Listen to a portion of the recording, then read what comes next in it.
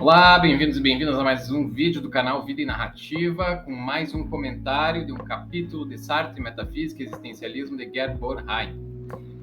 Esse canal se tornou possível graças ao apoio da Positivo e da Vaio. E ao fundo, nós estamos ouvindo a faixa 8 dos Sonhos em Baixa Resolução do Monte Blanco, projeto do meu amigo Ronaldo Palma. Bom, sem mais delongas, vamos ao comentário do capítulo de Gerd Bornheim, capítulo 7, as estruturas imediatas do para-si. Palavras muito abstratas no título, né? Dado que na nossa última conversa, no nosso último vídeo, a gente viu coisas bem mais concretas, né? O caso da má-fé, o fenômeno que é a má-fé, a estratégia de fuga, né, desse vazio interior que o para-si experimenta e experimentando, encontra na má-fé uma estratégia de mascarar para si mesmo esse vazio. Vamos lembrar, recapitulando, né? A gente está trabalhando no horizonte de uma ontologia fenomenológica. Se você está com o livro do Bornheim, se você está com o Seriunado do Sartre, você já entendeu, né, se você tem acompanhado os vídeos, que a obra de Sartre, que Bornheim comenta, ela é uma radicalização ontológica da fenomenologia, ou seja, de uma perspectiva filosófica que parte de um fato muito básico da nossa experiência, a saber que toda consciência é consciência de alguma coisa. E a quantidade de consequências que Sartre tira dessa tese se mostra quando ele analisa as estruturas imediatas do assim chamado para-si, do ser para-si, do ser dos seres humanos, né? É impressionante que ele tire tantas consequências de um fato, digamos assim, fenomenológico, que é esse, né? A consciência é sempre consciência de alguma coisa. Mergulhando, por assim dizer, uma espécie de microscópio nessa característica da nossa consciência, que é a intencionalidade, que é o fato de que ela sempre tem algum objeto, Sartre chega a 5 estruturas imediatas que nós podemos reconhecer no para-si, no ser para-si, no ser dos seres humanos. Muito bem. Quais são essas 5 estruturas imediatas? A gente vai ver. É a presença a si, a facticidade, o ser do valor, o ser dos possíveis e o circuito da ipseidade, né? Bornheim faz o comentário dessa sessão do Seria o Nada, reconstrói os argumentos de Sartre e, como de praxe, eu vou comentar algumas passagens do próprio Bornheim que eu separei nos cards lá que estão no Instagram, né? Então você pode acompanhar aí, né, os trechos que eu selecionei, né? Eu selecionei 2 para nos aproximar do problema, né? O primeiro que eu selecionei, Bornheim vai dizer: a consciência não passa de um vazio transparente que se alimenta de sua própria intencionalidade. E isso de um modo tão radical que o tema da intencionalidade ostenta uma dimensão ontológica. Isso tudo a gente já viu, isso é uma espécie de recapitulação do que foi dito até agora. Continua Bornheim: a vida da consciência consiste em entender a algo que ela não é, buscando como que coincidir plenamente com o outro que não ela mesma. Então, recapitulando, né, usando essa passagem do Bornheim para recapitular, com o que a consciência quer coincidir? Com aquilo que ela não é. O que ela não é? Seu objeto. O que o objeto tem? Ser. O objeto tem ser, o objeto tem uma estabilidade e uma densidade ontológica que a própria consciência não tem. Ela tem, por assim dizer, uma espécie de inveja ontológica da condição das coisas, dos objetos, dos entes, de tudo aquilo que faz suporte para que ela seja, né, na medida em que a consciência não pode ser sem o suporte dos seus objetos, dos entes que se lhes apresentam. Então, esses entes, esses seres, esses objetos têm um tipo de ser específico, que é ser em si, né? Que a gente já viu que é um tipo de ser sobre o qual não se pode dizer muita coisa, apenas que ele é em si e é o que é. Porém, há qualquer coisa de pacífico nessa estabilidade ontológica dos objetos, dos entes, das coisas, que faz a consciência perpetuamente tender para um esforço, né? Ela se constitui enquanto um esforço de conquistar essa condição, que é a condição contrária à dela própria. Então, a consciência não tem ser, ela é esse vazio constituído por um movimento, um esforço, uma tarefa de adquirir um ser que, infelizmente, lhe é proibido. Aqui a gente está naquele extrato do que a gente, né, vem chamando aí de drama cósmico, né? Tem uma espécie de drama cósmico da alma humana sempre sedenta daquilo que não pode ter, desejando estar onde não pode estar, né? Faz lembrar aquele título daquele romance de Milan Kundera, A Vida Está em Outro Lugar, né? A vida que a consciência deseja está sempre em outro lugar, e hoje a gente vai ver isso com um pouco mais de detalhe, né? Por que que essa vida que a consciência almeja está em outro lugar. Passo, então, para a leitura do segundo card, né? Ainda permanecendo, vejam só como a gente vinha, né? Permanecendo próximo dessa dimensão do drama cósmico da alma humana, né? A consciência representa uma degradação do em si.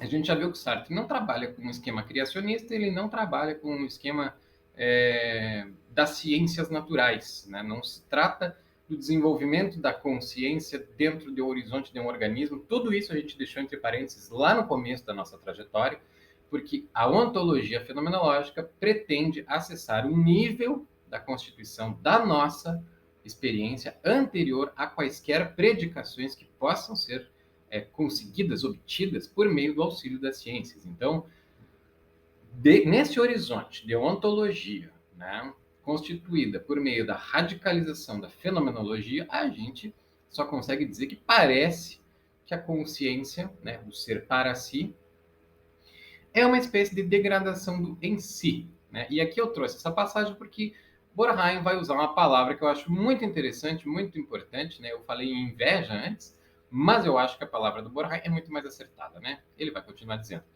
tal degradação não prejudica, contudo, sua nostalgia do em si. Né? A gente está muito próximo aqui dos dramas gnósticos, né, platônicos, neoplatônicos, né, para quem conhece um pouco a história da filosofia, né, da alma que cai no mundo e tenta ascender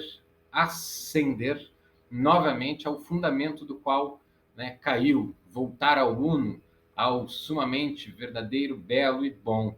Né, mas no esquema sartriano, e esse é um dos propósitos do livro do Borheim, tudo se passa como se, e essa fórmula designa o mais perto que a gente pode chegar de uma afirmação metafísica, tudo se passa como se o para si tivesse emanado ou emergido do em si, mas não podemos afirmar isso com certeza, com o mesmo tipo de certeza das deduções de tipo metafísico. Né?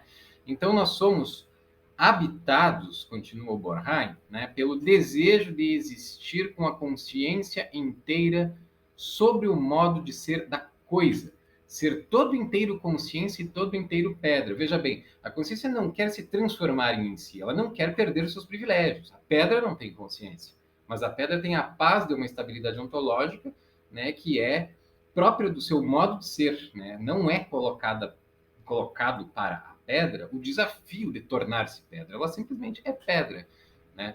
Diferentemente de nós, que não somos simplesmente humanos, mas temos de fazer-nos humanos, né, por meio das nossas ações, dos nossos pensamentos, né, da nossa atividade humana. Então, o grande desejo, né, a essência do desejo mais profundo que habita a alma humana, por assim dizer, é gozar dessas duas condições: ter a estabilidade ontológica, né, que é própria dos entes, e a autoconsciência, que é própria dos seres humanos. Né?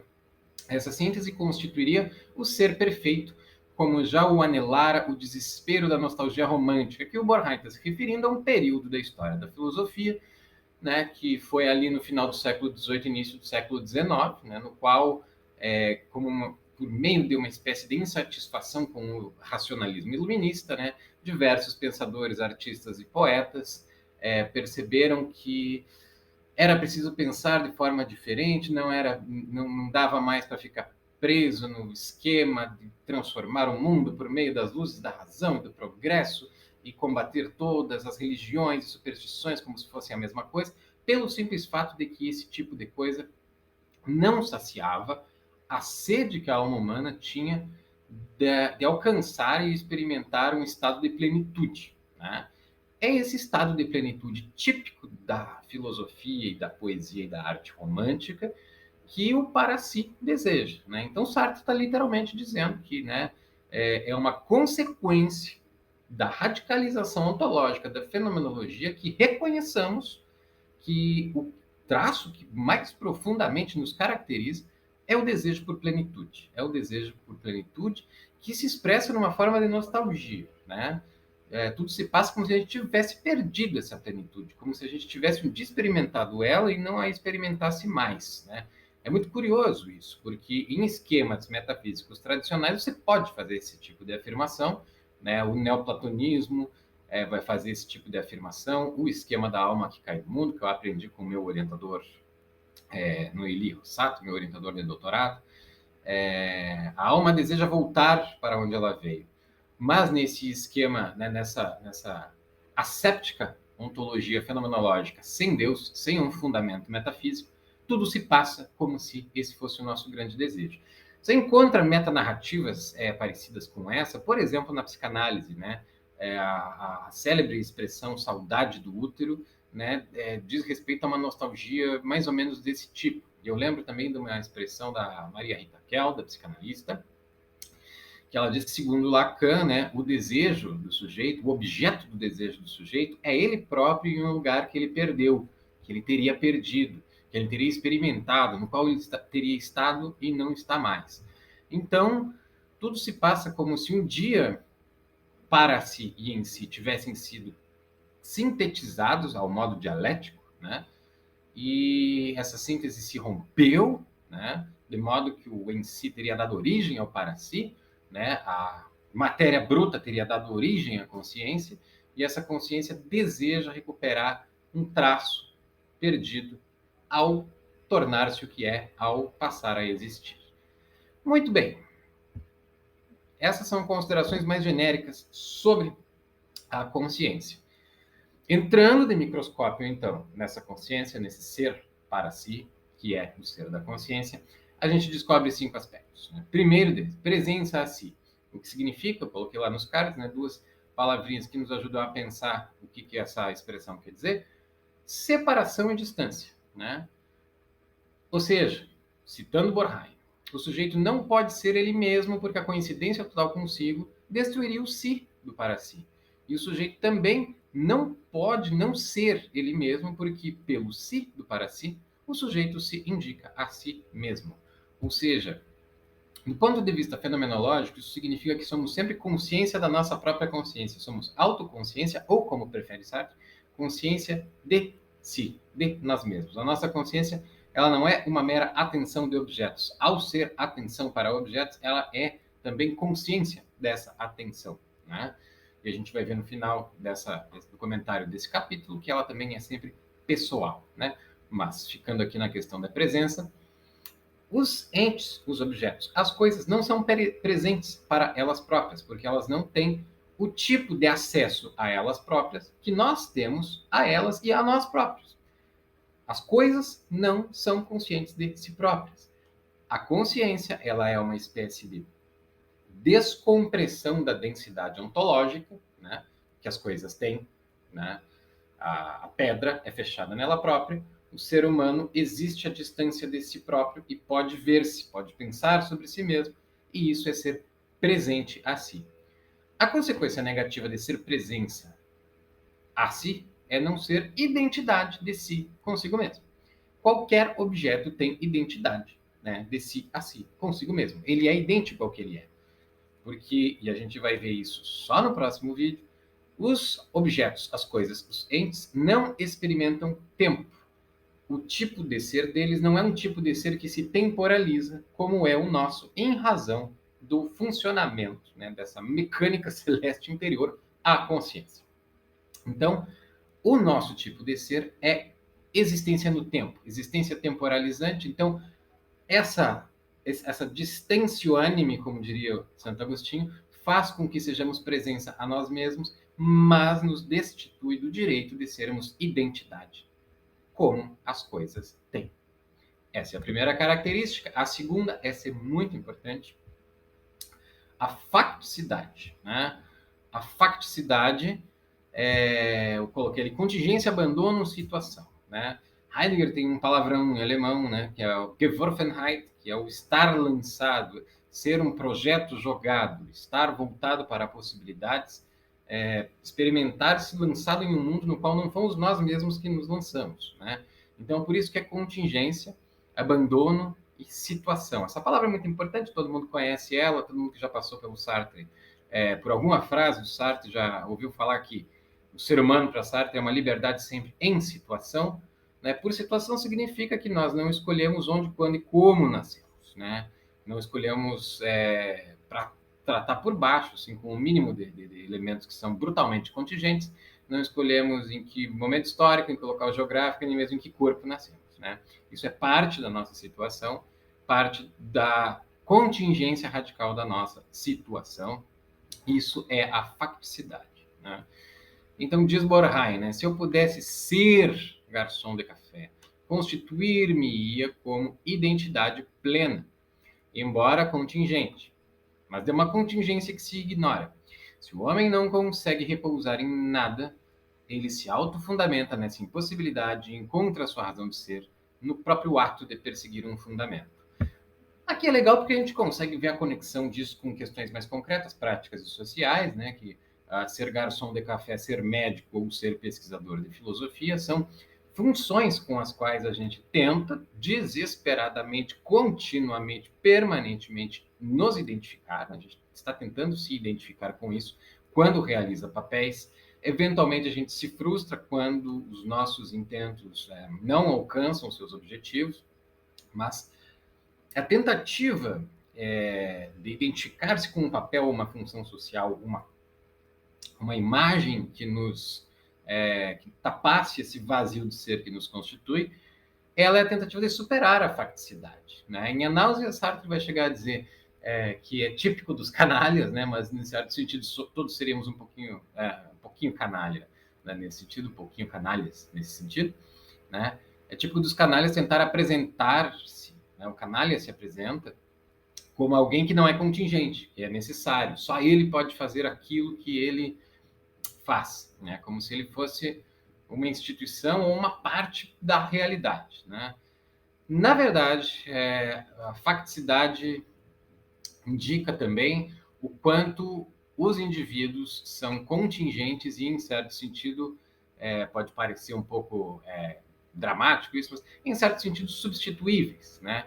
Era absolutamente é absolutamente desnecessário que eu exista, é absolutamente desnecessário que qualquer pessoa exista. Né? Uma vez que nós existimos, nós tentamos o tempo inteiro superar essa condição de facticidade na direção de uma necessidade, superar a contingência do nosso existir, dando ao existir um semblante de necessidade.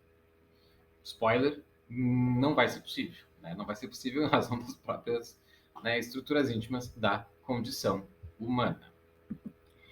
Terceiro, o ser do valor. Né? Um tema muito importante, porque por valor a gente está se referindo aqui também aos valores morais. Né? O valor ele surge como algo que se resolve dentro de uma história pessoal ou, como vai dizer Sartre, de um projeto existencial singular e pessoal. Né? Ou seja, eu considero valioso aquilo que falta para que eu esteja onde eu gostaria de estar. Considero valioso aquilo do que eu estou privado e, estando privado, não estou no estado ou situação que eu considero que me seria justa, na qual eu estaria pleno e daí por diante. Então, o valor ele surge, né?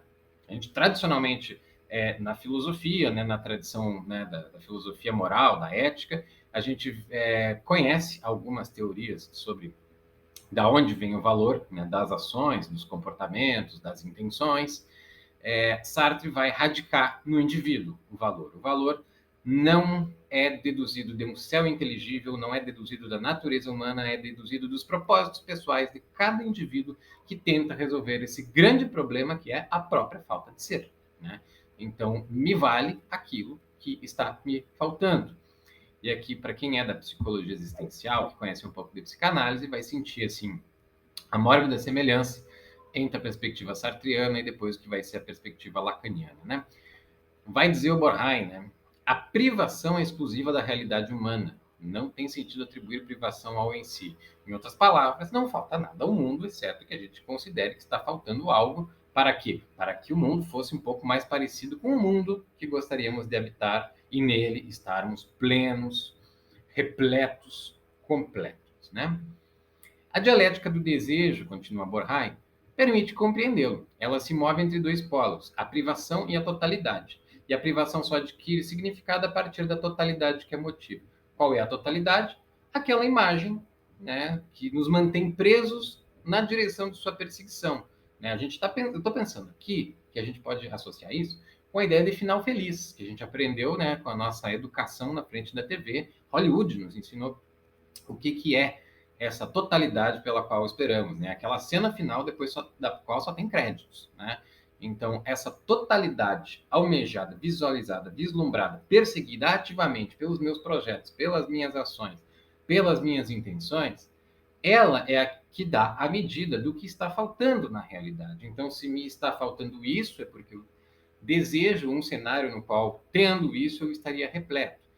É como se a nossa consciência fosse constituída de tal maneira que a gente sempre acabasse, digamos assim, caindo numa espécie de engano fatal, né, acerca da possibilidade dessa completude. Esse é um dos grandes traços do drama cósmico do Paraci, né? O que falta ao Paraci, continua Borheim, é o ser-se mesmo como em si. Ou seja, só para não me repetir, permanecer com consciência de quem se é, com a paz que a identidade confere às coisas, aos entes, aos objetos, e nunca, jamais a nós. O horror do nada motivaria a busca de um ser substancial. A radicalidade desse horror explica, inclusive, a invenção de Deus. Borheim aqui está sendo bastante heideggeriano e ele está mostrando como uma ideia que sintetiza, representa de modo emblemático, muito simbólico, esse ideal da completude, Deus, ele surge como que por uma necessidade da alma humana. Né? Nisso, Sartre não está muito longe de muitos pensadores do século XX que já operam em um ambiente secularizado, né? Se não livre, né? Tentando livrar-se das amarras de um pensamento mais metafísico e mais vinculado a compromissos teológicos. Então, essa imagem, símbolo da completude, né, Deus, ela é a projeção dos nossos ideais em termos de modo de ser. Nós gostaríamos de ser como Deus, o nosso mais profundo desejo é sermos Deus, como Deus, ser Deus, isso Sartre vai dizer no final, de o ser e o nada. Muito bem, o ser e o valor, o ser dos possíveis. Eu vou ler o trecho do Borheim e eu vou usar um outro conceito para falar desse aspecto do para si. Né? Diz Borheim, a rígida doutrina do em si faz com que Sartre exclua a noção de possibilidade do mundo objetivo. De um lado, o possível indica que a realidade humana é opção em relação a seu ser, embora, sendo nada, permaneça separada daquilo pelo qual opta. E, de outro lado, para que haja o possível, faz-se necessário que a realidade humana seja outra coisa que não ela mesma, isto é, abertura a um mundo do qual o homem se conserva separado. Né? Esse é um dos trechos menos abstratos. Borheim fala muito pouco disso, mas eu acho que tem uma outra expressão, né, que é um conceito de um outro pensador que eu gosto muito, um historiador que agora, no dia 23 de fevereiro, de abril, desculpem, vou manter essa gafe aqui. No dia 23 de abril, teria completado um século de vida, né, que é o historiador alemão Reinhard Koselleck. Ele tem uma expressão, ele usa uma expressão, um conceito, que é o de horizonte de expectativas. Né? É muito interessante, para quem conhece Santo Agostinho, é muito semelhante com a ideia de futuro do presente em Santo Agostinho. Tudo se passa como se a nossa experiência do presente ela não fosse uma experiência de atenção apenas àquilo que está dado e se apresentando nesse momento, mas fosse, sobretudo, composta por imagens que estão lá no horizonte das expectativas, iluminando, né, vejo que é muito parecido com Sartre, o presente, né, com seus excessos e faltas, com suas qualidades presentes. Então, não é como se o presente fosse uma totalidade fechada. Né? O nosso espaço de experiência, diria esse historiador, ele é iluminado pelo horizonte das expectativas. Muito bem, os possíveis, isso que Sartre está chamando de possíveis, elas são as estrelas nesse horizonte. É na direção dessas constelações de possibilidades que nós marchamos de modo permanente, na tentativa de realizá-las. O próprio Kozelek, no capítulo em que ele apresenta o seu conceito, ele chega a usar uma brincadeira, ele cita uma piada, que, para não correr o risco de contar mal uma piada aqui, a piada termina, né, fazendo o sujeito lembrar que o horizonte é uma coisa que permanece cada vez, permanece sempre na mesma distância na medida em que andamos na direção dele. Então, o ser dos possíveis é estar sempre longe, né? Repetindo, usando aquela expressão que vai no título de um romance de Milan Kundera, os possíveis estão sempre em outro lugar, né? O que se realiza nunca é o possível, o almejado. Existe uma espécie de gap, existe uma espécie de impossibilidade de coincidência entre o almejado e o alcançado, de modo que os possíveis são como as estrelas que sempre estarão equidistantes da nossa caminhada na direção delas. Então, esses possíveis são os que, por assim dizer, determinam o meu projeto existencial, já que é na direção deles que eu me movo. E como a gente vai ver lá no fim, a gente, muitas vezes, na maior parte das vezes, não está familiarizado com os próprios possíveis. Muito bem, tendo comentado sobre o ser dos possíveis, resta ainda uma última estrutura imediata do para si, que infelizmente é uma sobre a qual Sartre vai falar muito pouco, Borheim vai comentar muito pouco, e ela é absolutamente imprescindível, né? Como a gente vai ver na continuação. Borheim vai mencionar essa estrutura chamada circuito da ipseidade, mas ele vai oferecer realmente muito pouco, porque Sartre também oferece muito pouco, mas há uma razão para que isso seja assim. Por esse circuito da ipseidade, né, Sartre está se referindo a uma relação que a consciência tem, pessoal, com o mundo instaurado por ela própria, por meio do seu projeto. Essas palavras ainda não apareceram, elas vão aparecer depois, a gente vai, enfim, né, vamos nos demorar mais sobre elas. Para nossos fins agora, interessa o seguinte: um ipse não é um ego, né? Um si mesmo não é um eu. O que eu quero dizer com isso? O que Borheim e o que Sartre querem dizer com isso? Alguns anos antes de O Ser e o Nada, Sartre publicou um texto chamado A Transcendência do Ego, por meio do qual ele criticava Edmund Husserl, o pai da fenomenologia, e atingia junto uma série de outros pensadores, como Descartes, Kant e mesmo Freud. Né? Por quê? Sartre estava convencido de que a consciência é anterior ao ego, é anterior ao eu. Né? Não que Freud não tenha dito isso, não que Kant não tenha dito algo que também sugere que o eu penso, que o cogito, que o eu seja depois das representações. Há uma célebre frase, né, de Kant: o eu penso deve poder acompanhar as representações. Eu sempre devo poder dizer eu penso que, para qualquer pensamento que eu tenha. E, portanto, torná-lo reflexivo, por assim dizer. Sartre estava muito convencido de que a consciência era um campo impessoal. Em O Ser e o Nada, ele volta um pouco atrás nessa tese e ele percebe que há um entrelaçamento entre uma persona, né, uma ipseidade, uma singularidade humana, e um mundo instaurado com sentido pelo projeto existencial, pelo propósito de vida, pela história pessoal desse indivíduo. Né? Então, o mundo é uma coisa que se oferece sempre em pelo menos dois níveis, e a gente vai ver daqui a uns dois vídeos, como isso vai ficando complicado. O mundo se apresenta com dois níveis, um absolutamente pessoal e subjetivo e um aparentemente objetivo e mais difícil de alcançar, certo?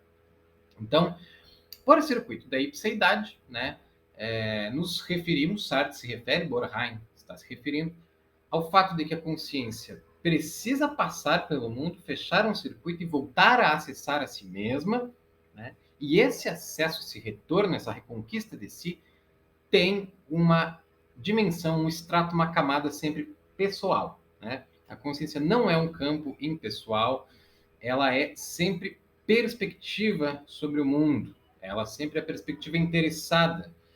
interessada no sentido de que uma existência é um esforço para superar o próprio nada, conquistar uma estabilidade ontológica proibida, mas que nunca cessará de ser desejada, e nesse sentido há pelo menos esse interesse iluminando o tempo inteiro a totalidade de coisas com sentidos, né? Então as coisas vão nos aparecer como úteis e inúteis, vão aparecer como oportunidades ou obstáculos, as pessoas vão aparecer como aliadas ou antagonistas, na medida em que iluminamos os nossos arredores com os nossos propósitos existenciais.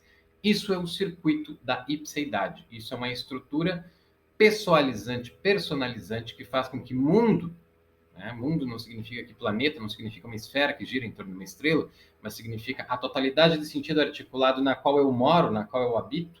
Né? Para quem vem da psicanálise, já comentei isso aqui, né, em algum dos vídeos anteriores. Isso tem uma semelhança enorme com o conceito de fantasia, de Lacan, ou de realidade psíquica, de Freud.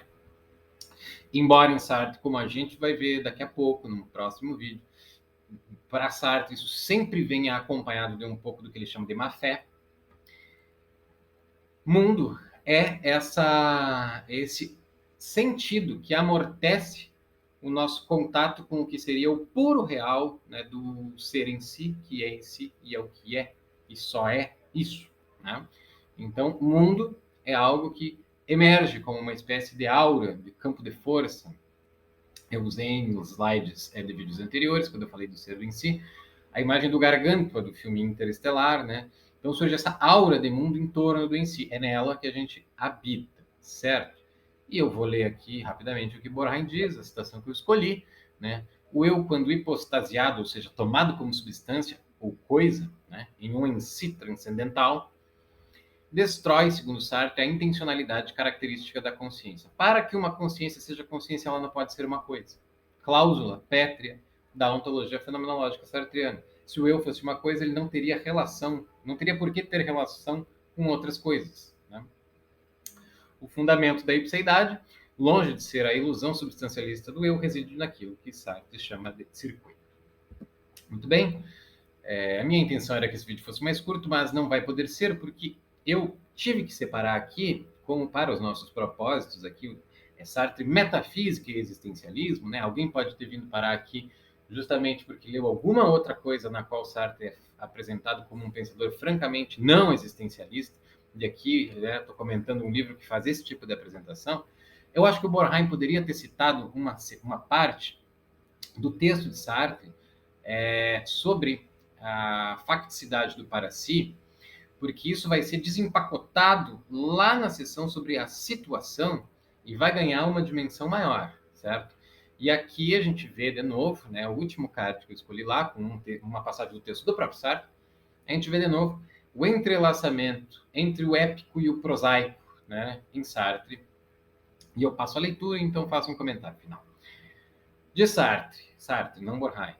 A aparição do para si, ou acontecimento absoluto, ou seja, todos os acontecimentos eles precisam desse primeiro acontecimento, que é o aparecer da consciência, para a qual os entes se dão, a consciência que será testemunha, né, dos entes, remete certamente ao esforço de um em si para fundamentar-se. Né? Vejam, Sartre está chegando perto de fazer uma afirmação metafísica, mas nunca faz. Né?